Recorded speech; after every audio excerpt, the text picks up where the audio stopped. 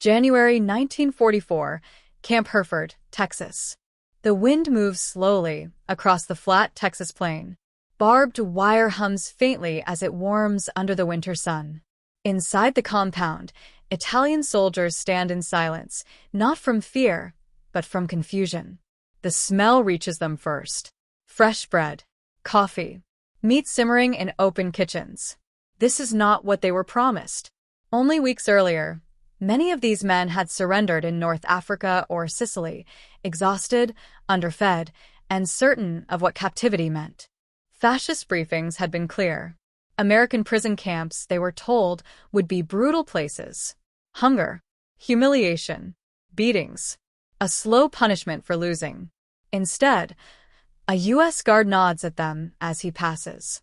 No shouting, no rifle raised. The camp gates remain closed, but the men are given books, musical instruments, work details without chains. At night, the Italians speak in whispers, unsure whether kindness is a trap. Some wait for the cruelty to begin. Others quietly realize it already has not. They do not yet know that this moment, this unsettling calm, will change not only how they see the enemy, but whether they will ever return home at all. And to understand why tens of thousands would one day refuse to leave, the story must begin long before Texas, with the Italy they left behind. Long before Italian soldiers ever saw an American camp, their understanding of captivity had already been shaped for them. By the late 1930s, Italy was a nation wrapped tightly in illusion. Benito Mussolini's fascist regime had spent nearly 2 decades constructing a story of national strength, of discipline, honor, and inevitable victory. Italian newspapers, radio broadcasts, and military briefings repeated the same message. Italy was a reborn empire, heir to Rome, standing shoulder to shoulder with Nazi Germany against weak, decadent democracies. But behind the slogans, reality was thinner. Italy entered the Second World War in June 1940 unprepared for a modern, industrial conflict. Its army was large on paper, but poorly equipped. Tanks were lightly armored, artillery outdated, logistics fragile. Many units lacked sufficient food, winter clothing, or motorized transport. Officers often relied on improvisation rather than doctrine, while enlisted men, mostly conscripts, were pulled from farms, factories, and fishing towns with little ideological commitment to fascism. Still, propaganda filled the gaps that equipment could not. Italian soldiers were taught that surrender was dishonor. Capture meant suffering. And above all, Anglo-American enemies were portrayed as ruthless imperialists, hypocritical nations that preached freedom while practicing cruelty. Training manuals and political officers warned that prisoners taken by the British or Americans would be starved, beaten, and used as forced labor until death or release. These ideas mattered, because by 1941 and 1942, Italian troops were being deployed far from home, into environments where morale would be tested to its limits. In North Africa, Italian divisions fought alongside German forces under General Erwin Rommel. The Desert War was unforgiving. Heat, sandstorms, and extended supply lines eroded combat effectiveness. Italian units often bore the brunt of defensive fighting, holding static positions with limited anti-tank capability against better-equipped Allied forces. When Allied offensives began to gain momentum in late 1942, particularly after the Second Battle of El Alamein and the Anglo-American landings in Operation Torch, Italian formations began collapsing in large numbers. Not always because they lacked courage, but because they lacked options. Surrender, once unthinkable, became survival. By early 1943, tens of thousands of Italian soldiers were taken prisoner in Tunisia. Many had not eaten properly in days. Some had marched barefoot. Others had watched German units withdraw first, leaving Italian allies exposed. The myth of fascist solidarity fractured under pressure. Then came Sicily. In July 1943, Allied forces landed on Italian soil itself. Operation Husky exposed the hollowness of Mussolini's military claims.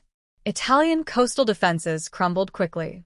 Entire units surrendered with minimal resistance, not out of cowardice, but exhaustion and disillusionment. Many soldiers were relieved to lay down their arms, believing the war was already lost. Yet even as they surrendered, fear remained. These men still believed captivity would be harsh. They expected punishment for defeat. They assumed American guards would treat them no better than fascist officers had treated their own troops. When they boarded ships bound westward, across the Atlantic, away from Europe, they did so with resignation, not hope. They did not yet understand that the rules governing their captivity would be radically different from what they had been told. That difference began with a set of international agreements and a uniquely American approach to enforcing them. For most Italian prisoners, the journey into American captivity began not with bars or blows, but with paperwork. Under the 1929 Geneva Convention, the United States had committed itself to a strict framework for the treatment of prisoners of war.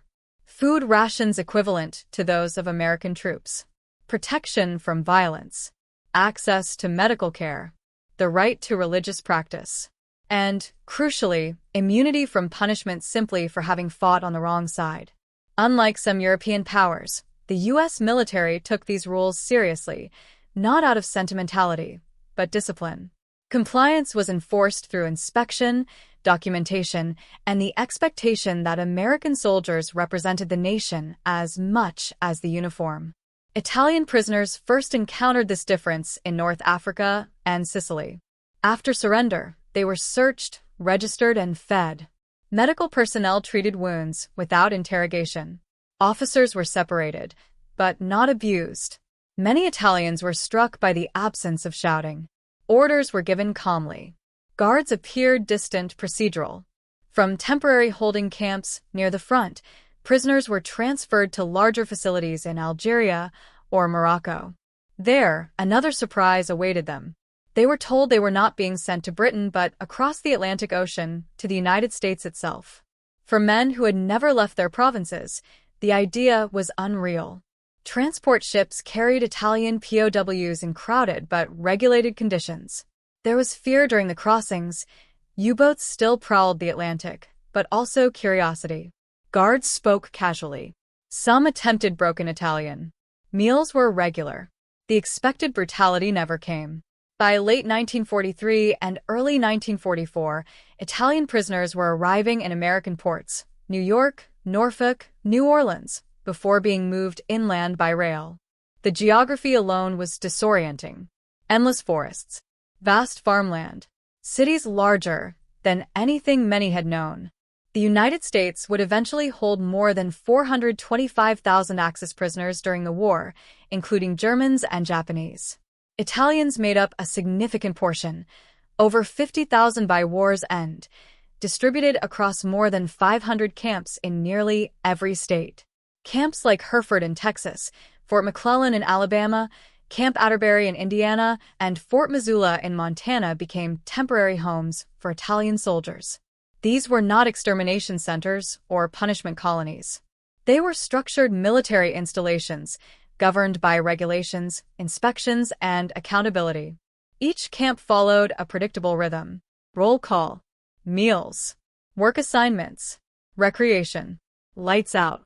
Barbed wire marked the boundary, but inside, daily life was unexpectedly stable. Food became the most immediate shock.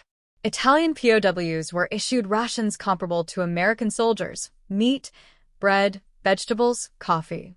For men who had survived on thin soups and hard biscuits at the front, the abundance was unsettling. Some initially refused full portions, assuming they would be punished later. Others hoarded bread under mattresses, convinced the generosity was temporary. Then there was freedom, limited but real. Prisoners could organize theater groups, play soccer, form orchestras. Catholic chaplains held Massachusetts. Letters were allowed. Red Cross parcels arrived. American guards often treated their duties as routine, not personal. Prisoners were enemies in theory, but men in practice. What unsettled the Italians most was not the kindness itself, but its consistency. Weeks passed, then months. The cruelty they expected never arrived. And as the reality of captivity replaced the myths of fascism, something deeper began to change. Not only how Italian POWs viewed the Americans, but how they viewed the war, their leaders, and themselves. That transformation would unfold through several overlapping angles: human, psychological, cultural, and moral, each quietly pushing these men toward a decision no one had anticipated. The first transformation occurred not in policy rooms or command offices, but in the quiet routines of daily life. For Italian prisoners, captivity stripped away the urgency of survival that had defined their months at the front. There were no artillery barrages, no forced marches, no orders shouted in panic. Instead, there was time, long, unfamiliar stretches of it. Time to eat slowly, time to sleep without fear, time to think. Hunger had shaped nearly every decision they had made as soldiers. In North Africa and Sicily, rations were often insufficient or irregular. In American camps, food arrived at fixed hours every day. Kitchens followed schedules. Leftovers existed. This alone altered behavior. Men who had once fought over crusts of bread now debated recipes.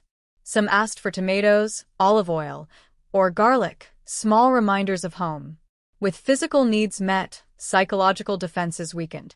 The fascist narrative had depended on constant pressure, speeches, slogans, discipline enforced through fear. In American camps, that pressure vanished.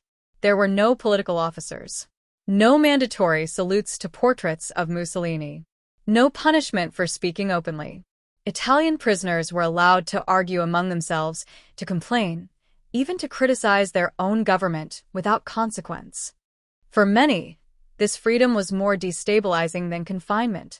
Some prisoners grew quiet. Others became angry, not at the Americans, but at the lies they had accepted. News filtered in through newspapers, radios, and word of mouth. Allied victories. The bombing of Italian cities. Rumors of unrest back home.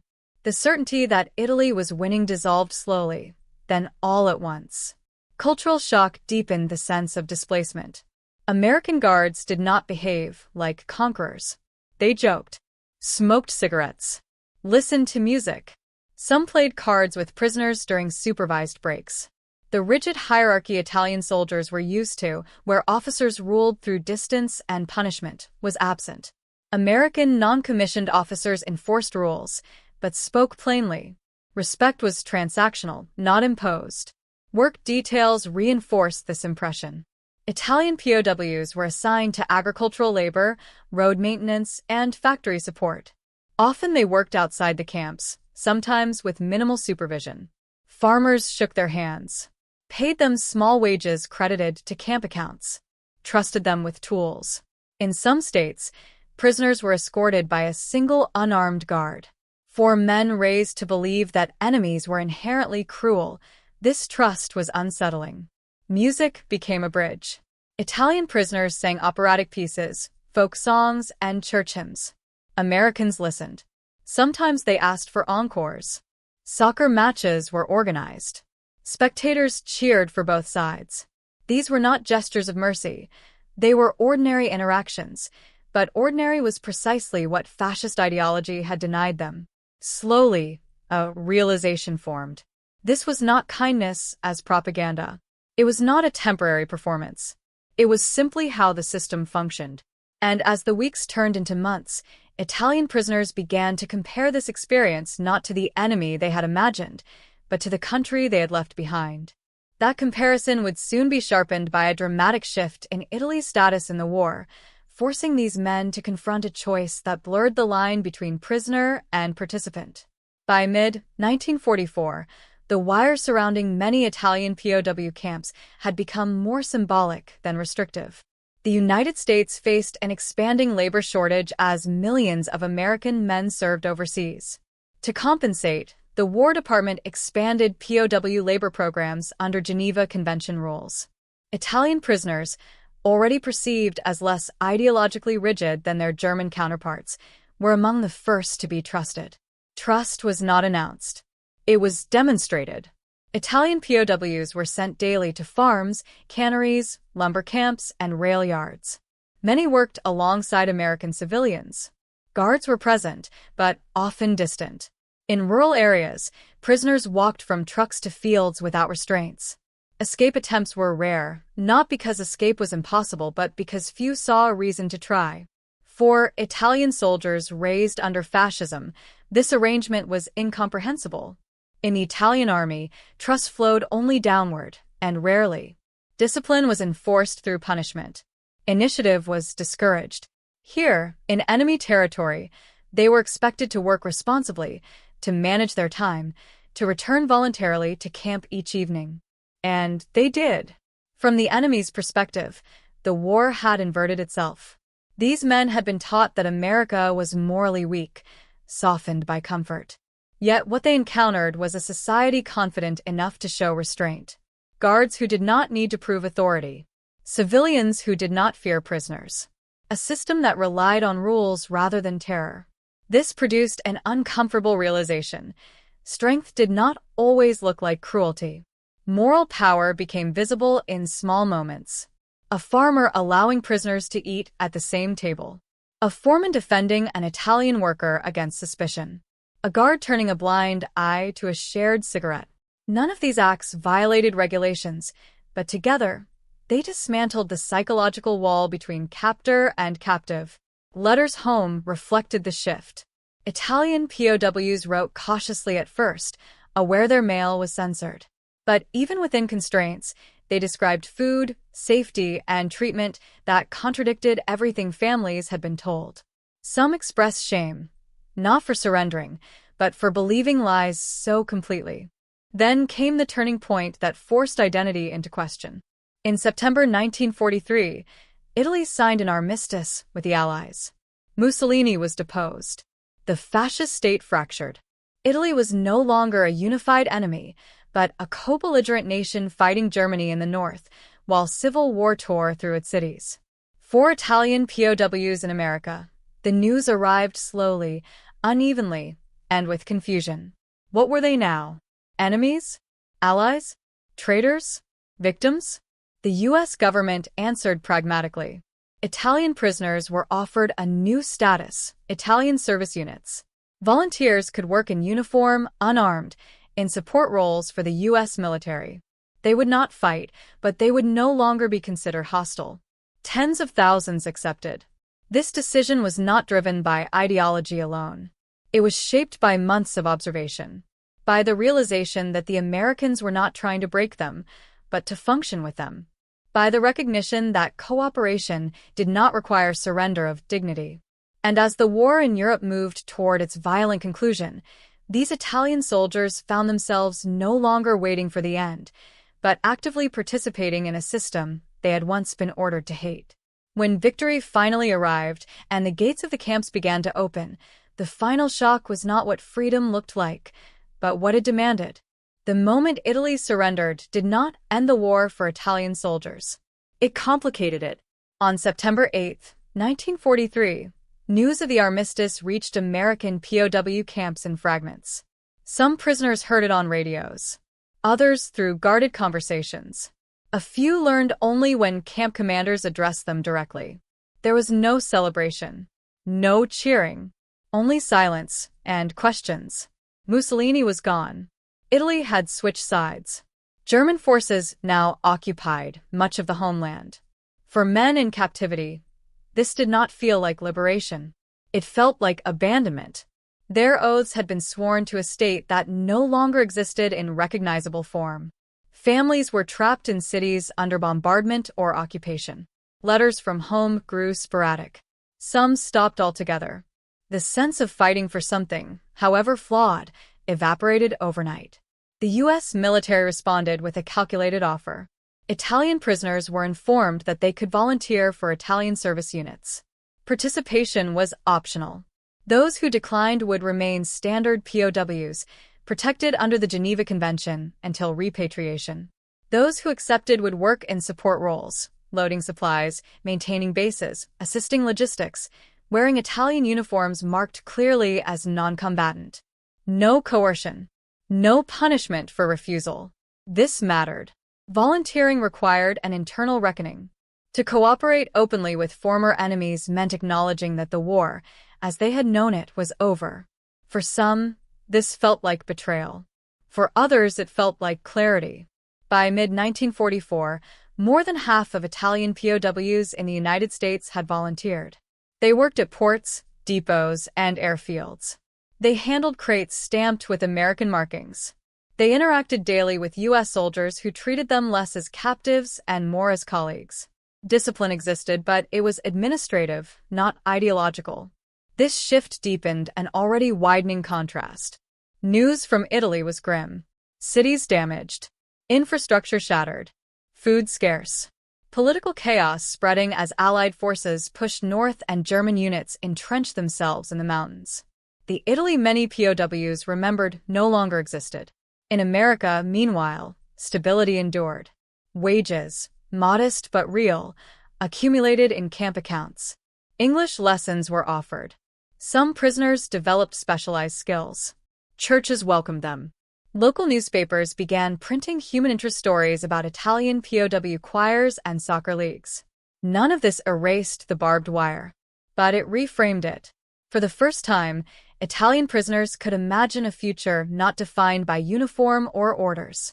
They began to weigh two realities: a homeland in ruins and a country that, despite being their former enemy, had treated them with consistency, dignity, and restraint.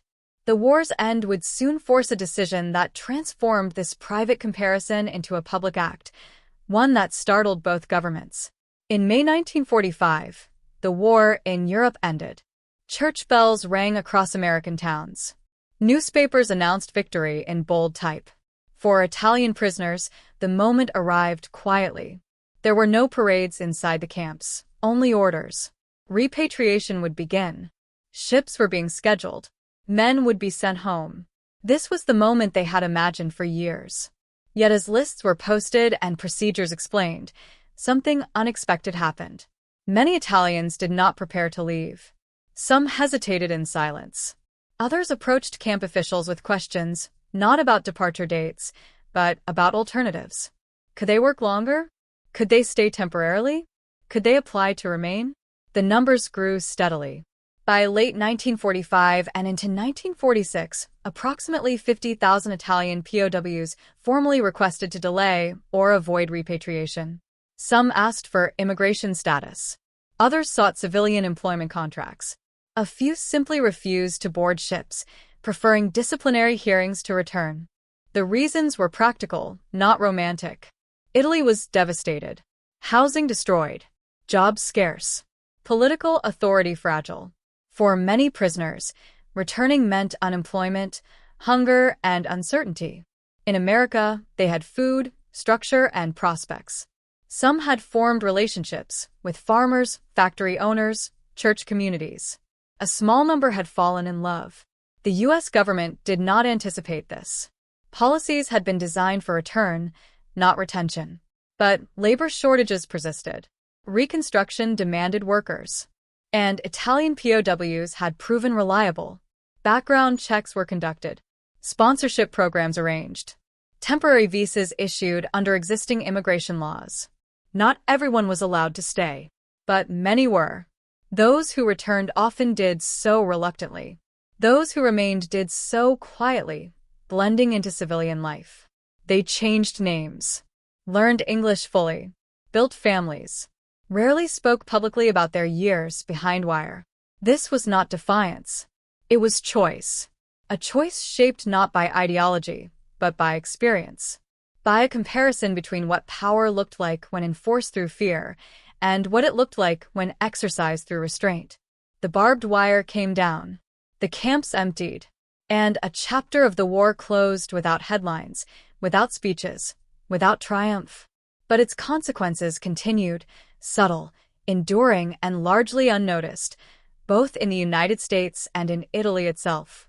The decision of thousands of Italian prisoners to remain in the United States created a problem that was bureaucratic, not ideological. American law had not been designed for mass, voluntary non-repatriation of former enemy soldiers. The War Department, the Immigration and Naturalization Service, and the Department of Labor were forced into coordination. Each case required review. Criminal histories checked. Sponsors identified. Employment secured. The process was slow, but deliberate. Many former POWs transitioned first into civilian labor contracts. Agricultural work continued. So did construction, manufacturing, and infrastructure repair. Italian workers filled gaps in rail maintenance, food processing, and seasonal harvests. Employers who had already worked with them during the war often provided sponsorship, vouching for character and reliability. Public resistance was limited. The war had ended decisively. Italian prisoners were not associated with the ideological rigidity of Nazism. Press coverage framed them as cooperative, hardworking, and apolitical. In small towns, former guards sometimes attended their weddings. Priests wrote letters of recommendation. Local officials filed paperwork without protest. Assimilation happened gradually. Italian ex-POWs settled in California, Texas, the Midwest, and the Northeast. Some joined existing Italian-American communities. Others built new ones.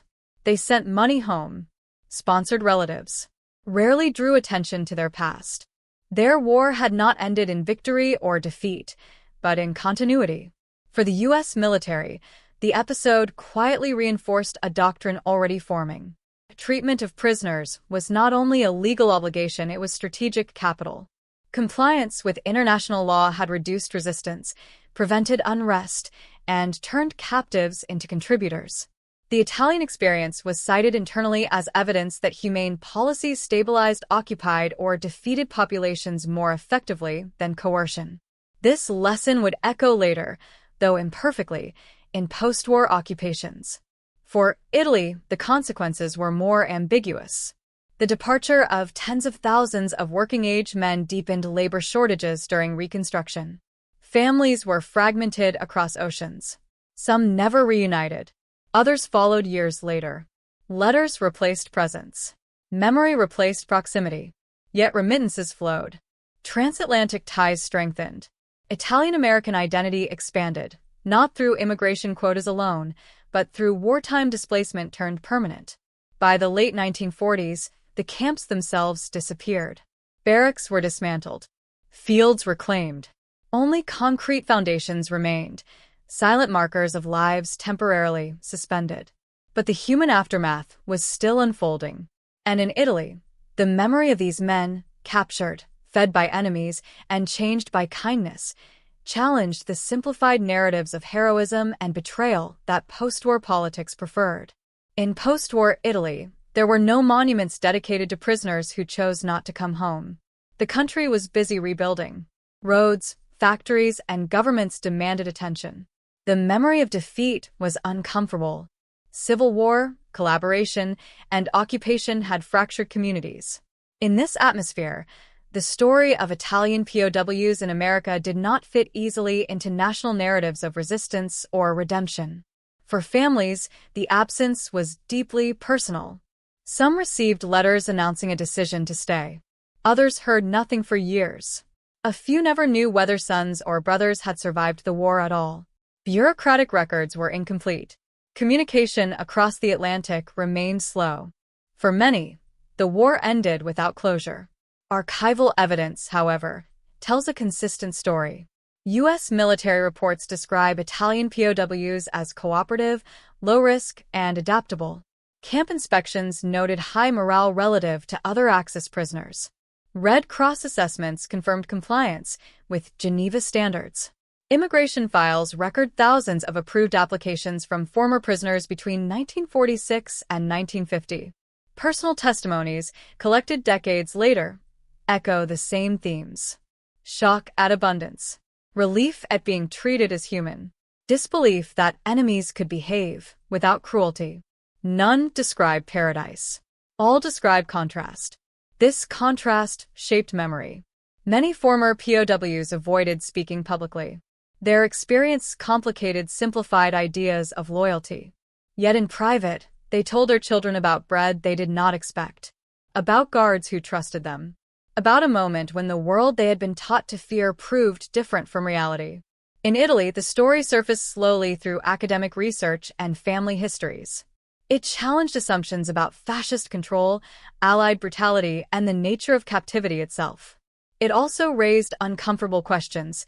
If kindness could change loyalty so profoundly, What did that say about the regime that had sent them to war? The shadow of choice lingered. Those who stayed in America lived with a quiet duality. They were veterans of a war they had not chosen, immigrants shaped by captivity, witnesses to an enemy's restraint. Their identities did not fit neatly into post-war categories. As decades passed, their numbers thinned. Camps became footnotes. Documents faded. Yet the implications of their decision endured, in demographic shifts, in cultural exchange, and in the subtle reminder that warfare is not only measured in battles won, but in beliefs dismantled. That realization leads to the final reflection, one that looks beyond Italy and America, beyond the Second World War itself, toward the enduring power of how enemies choose to treat one another. History often remembers wars in terms of weapons, strategies, and victories. It measures success in tanks destroyed, cities captured, and treaties signed. Yet sometimes, the most decisive battles are not fought on the front lines, they are fought in the quiet corridors of morality and human behavior. The story of Italian POWs in the United States illustrates this truth. Men who had been trained to fear cruelty, who had been conditioned to obey through discipline and propaganda, discovered that restraint, consistency, and dignity could achieve what force could not. In these camps, barbed wire did not define their reality, humanity did. Their eventual decision to remain in the United States, in the shadow of war and far from home, was neither impulsive nor sentimental. It was pragmatic, but it was also profoundly moral. It was a recognition that kindness, trust, and fair treatment could outweigh ideology, fear, and nationalism. Tens of thousands chose safety, stability, and respect over a homeland still mired in chaos, a choice that would quietly reshape communities, families, and the fabric of post-war America. Beyond the specific historical moment, their experience carries a universal lesson: the exercise of power without cruelty, the enforcement of order without humiliation, and the acknowledgement of human dignity, even toward those considered enemies, can transform fear into loyalty, obedience into respect, and captivity into voluntary cooperation. In the quiet fields of Texas, the kitchens of Alabama, and the barracks of Montana, the war's narrative was rewritten.